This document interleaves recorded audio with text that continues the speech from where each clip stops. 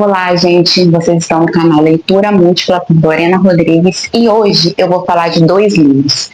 Um deles eu comecei no finalzinho, dia 28 mais ou menos de dezembro, e finalizei agora em fevereiro, ou seja, a leitura foi morosa e extensa para mim, não por culpa do livro, mas porque ele era um livro que tinha várias nuances, várias camadas. E o outro livro foi Um Abandonado. Felizmente cheguei até a metade e abandonei. Então, vamos lá falar sobre esses livros? Vou começar, gente, falando do livro Abandonado, de janeiro. E vai ser meio que uma resenha e um motivo que eu abandonei. Esse livro é As Quatro Rainhas Mortas. Eu tinha uma super expectativa para comprar, adquirir esse livro e depois para fazer a leitura do mesmo, porque pela sinopse eu fiquei muito encantada. E achava que, como era uma fantasia única, e meu medo era fantasias que fossem tipo séries e depois fosse um efeito pirâmide aí que o pessoal fala. Eu não queria isso, queria uma fantasia única e que me entregasse toda a história. Infelizmente, o livro não foi como eu esperava. Não sei se é porque, ao mesmo tempo que eu fiz a leitura agora em janeiro dele, eu estava terminando uma leitura também de fantasia, e essa fantasia era épica e tinha um outro jeito, uma outra tomada de escrita. Então talvez isso tenha interferido totalmente no meu abandono, vamos dizer assim, deste livro de fantasia. O que acontece? As Quatro Rainhas Mortas, de Astrid Schulter, ele não me cativou. O primeiro motivo, não me cativou a história. Eu não conseguia, assim, me conectar, sabe, com as personagens. Eu achei as personagens muito superficiais, mesmo as que foram mais adentradas durante a história, as descrições, eu não consegui me apegar aos personagens.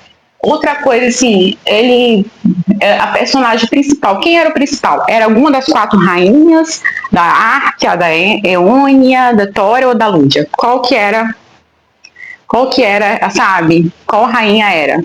Era a rainha Íris, que era a soberana de uma parte desse quadrante, era a rainha Margarite, era a rainha Lúdia, era a rainha Cora. Então tinha essa questão de não saber, de ler e não ver quem é a pessoa principal. Tinha a Queraline, que era uma jovem, que era uma larápia, uma ladra, parecia também uma pessoa assim muito importante, era uma pessoa muito importante na realidade no livro. Então tinha assim aquele quê de ela é uma das principais? Será que ela é principal? Então, assim, eu fiquei muito confusa na leitura e não sei se é porque foi meu primeiro livro de fato de fantasia que eu cheguei praticamente, deixa eu ver aqui. Quase terminei o livro. Não vou falar para vocês que eu nunca vou retornar, não vou falar isso. Eu cheguei à página 130 e ele é 390 páginas. Então, assim, isso foi complicado porque eu poderia ter lido um outro livro menor e eu não li. Fiquei perdendo, entre aspas, tempo, assim, ler nunca é perder tempo, né? Eu penso assim. Mas foi uma coisa que eu não recomendaria. Eu não recomendo, tá? Se vocês quiserem ler, leiam. Qual é a história, assim, vamos dizer em poucas palavras? A história vai ser de um assassinato, começa de um assassinato aqui da rainha Cora.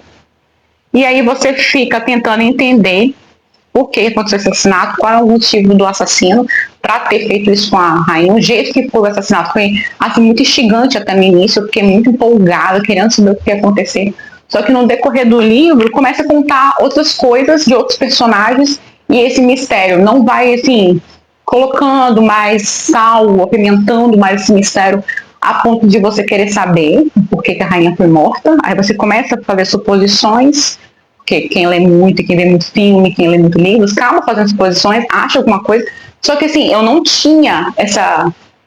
por mais que eu fazia suposições, o livro não me dava um respaldo a ponto de chegar numa situação que qualificava alguma das minhas suposições, sabe? Não é tipo a Agatha Christie, você faz suposições e depois falha. Não, nem isso. Ele não conseguia fazer esse tipo de jogo.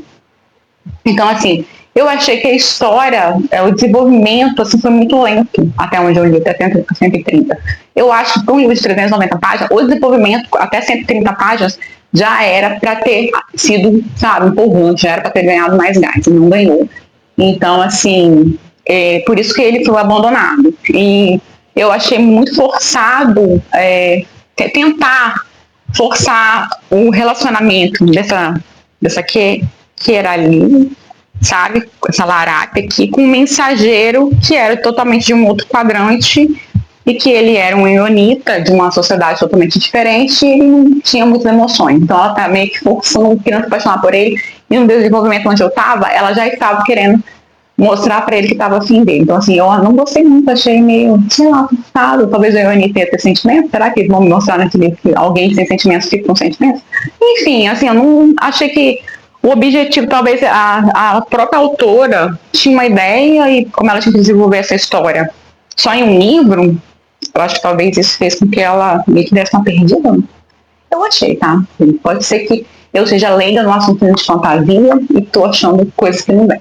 Mas, assim, não me agarrou. Talvez como um filme dava mais certo para mim, talvez. Mas, como leitura, eu não me senti hipnotizado pelos personagens. Eu não me senti com vontade de falar, tem que ler. Só estava lendo mais depois da página 80, foi meio que obrigação, depois eu desisti por isso. Enfim, então não recomendo, porque ele foi um livro abandonado. Posso fazer a leitura aí, se eu retomar essa leitura posteriormente, eu vou voltar e vou falar sobre e vou dizer o que eu achei depois. Mas nesse ano, provavelmente, não vou retornar essa leitura, porque eu tenho vários outros livros para ler que eu tenho metas e na minha mente que eu vou ler esse ano, então não é mais uma retomada essa leitura, essa literatura para mim, tá bom? Outro livro que eu falo para vocês, e para mim, talvez foi um livro que atrapalhou a minha experiência com aquela outra fantasia das Quatro Rainhas Mortas, é o livro do J.R.R. Tolkien, que é O Hobbit. Eu finalmente terminei de fazer essa leitura, já tinha assistido os filmes, então a experiência com a leitura é uma experiência de quem já viu a adaptação cinematográfica. Ou seja, não é uma experiência assim, eu não achei tão legal para a fantasia, sabe? Tanto é que eu dei 4,5 para o livro, porque esse meio aí foi, além da... Eu sabia que era denso, que era demorado, ia ser demorado até para um leitor super voraz de fantasia, essa fantasia é mais pesada, mais densa, porque Tolkien é bem descritivo nas suas paisagens e na criação dos seus personagens. Mas o que mais assim ficou denso para mim foi a diferença da fantasia escrita por Tolkien da adaptação. Eu acho que a adaptação, eu tenho muito na cabeça da adaptação, sabe? Eu vi no ano passado, né? Depois da... Eu acho que estava começando a segunda temporada do Senhor Anéis do Poder na Amazon Prime. E aí acabou que eu vi o segundo e o terceiro, sabe, do Hobbit. Então isso meio que me atrapalhou um pouco na leitura do livro. Eu achei que não atrapalharia, porque para outros tipos de livros, suspense, romance, não me atrapalha, mas na fantasia me atrapalhou porque ficava toda hora voltando aqui. Nossa, mas um filme assim, nossa, mas... Enfim, essas coisas ficaram acontecendo para mim, comigo, aconteceu isso. O que seria o Hobbit? Hobbit é uma fantasia épica e vai falar sobre a vida aqui desse Hobbit, que é Bilbo Bolseiro.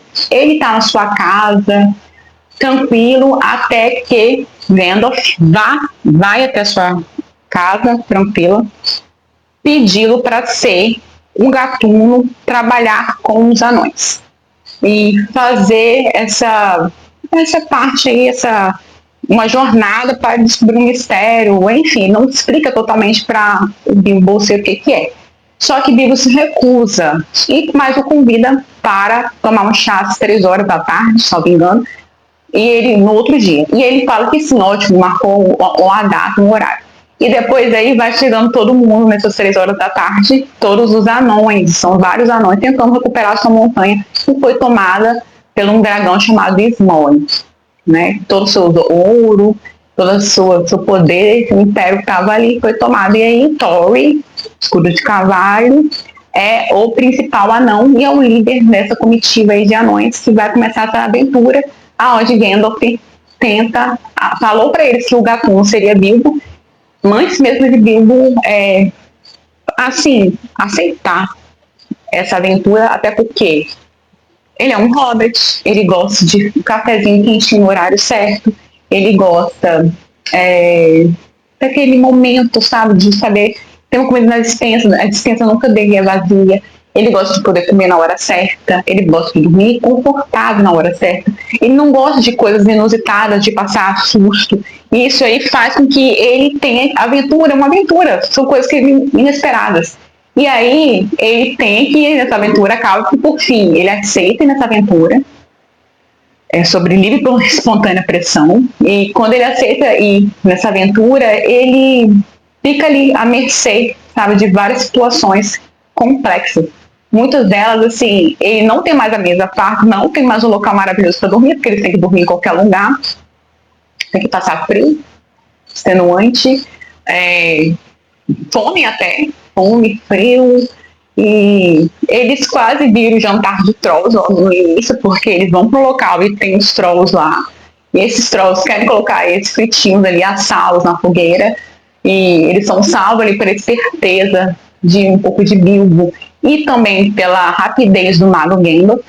Então isso acontece no início, então eles se deparam com goblins numa montanha, porque eles vão achando que estão no local seguro, acabam estando na porta de entrada de um goblins, e aí eles entram no local horrível, cheio de goblins sinistros, e o Gandalf é separado deles por uma rachadura ali nessa pedra, então eles acabam ficando separados e eles ficam com muito medo, acham que vão virar também comida desses goblins, mas por sorte o Gandalf vai ao resgate deles e acaba salvando com uma luz extrema, e até que o líder desses goblins acaba sendo morto. Porém, nesse meio tempo, aí, essa fuga dos goblins, o Bilbo Bolseiro acaba caindo num buraco. Nesse buraco, ele encontra um dos ícones assim, dessa saga dos Senhor dos Anéis, que o querido Gollum, que está até ali nos meus livros, Gollum, Sméagol, encontra o Sméagol e antes mesmo, ele encontra um anel no escuro, uma coisa estranha, ele pega aquele anel, coloca no bolso e encontra o Sméagol. E lá ele e o Sméagol vão ter momentos de charadas, vão conversar, porque o Sméagol tá querendo no fundo comer, sabe?